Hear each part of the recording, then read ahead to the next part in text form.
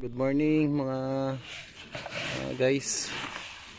Kuha tayo ng pangpakain natin sa tilapia at dito kagabi pinakain natin yun ng ng mga bituka ng isda, mga hasang ng isda para makatipid tayo. So ito konti na lang yung feeds natin sa guys, para sa mga maliliit na isda.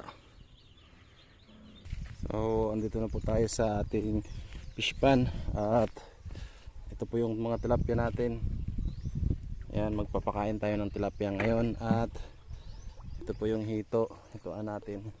So ayan, na yung mga tilapia natin. Ito malapit na.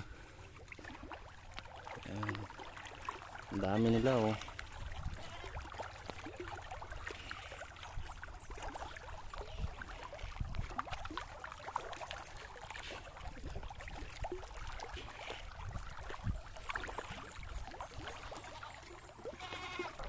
So ayan po ang mga hito natin guys.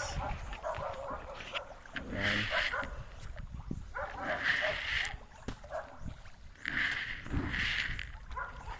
Medyo marami na din to,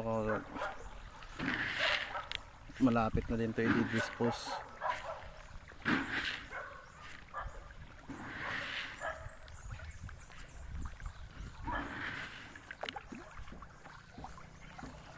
Kaya kung sinong gustong bumili, yan, mag-ano po kayo, mag PM na, papa-reserve na.